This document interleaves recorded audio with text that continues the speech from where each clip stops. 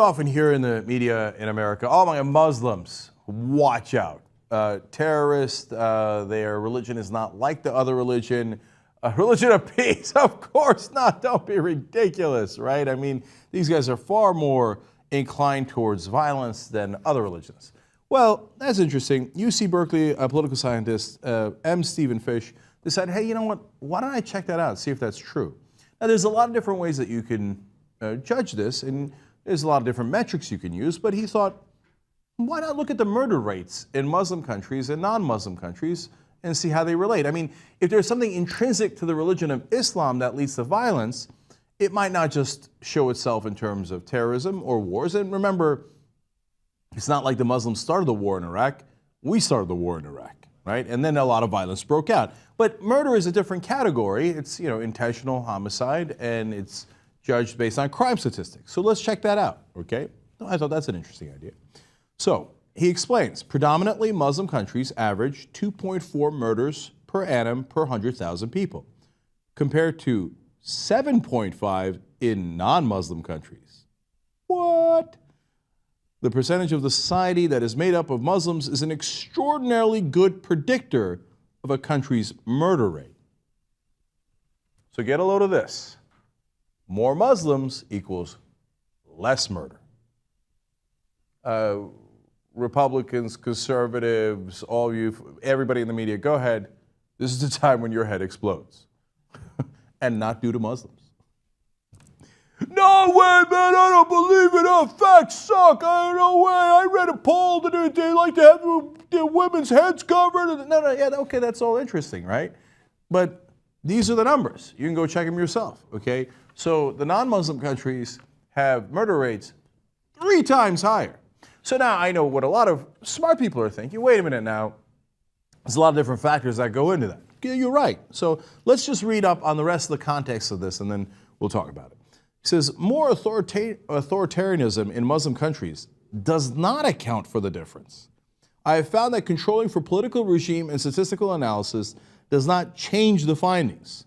More Muslims, less homicide. So because if I would have thought the same thing. Hey, look, a lot of these countries, unfortunately, are under authoritarian leadership. And now if you got a guy who's a dictator and who's going to, have severe consequences for you, if there's crime, maybe that affects the numbers. But he controlled for that, and he found that it does not affect the numbers. Okay. How about if you took out some of the troublesome Christian countries? There are countries, by the way, when they're troublesome, they're not called Christian countries. They are countries that happen to be Christian, right? But there's huge murder rates in some of those countries. So he thought of that. He said, Fish further fleshed out these findings, for example, by rerunning the numbers to exclude non-Muslim majority states with extraordinarily high murder rates. Colombia, El Salvador, Guatemala, Honduras, Jamaica, Lesotho, South Africa, and Venezuela. Countries with lots of Muslims were still less murder prone by a pretty large margin. Okay. Now, do I believe that there is something inherent in Muslim people that makes them less violent than other Homo sapiens? Of course not. That argument is as absurd as saying that Muslims are inherently more violent. No, they're human beings. They're exactly the same as the rest of us.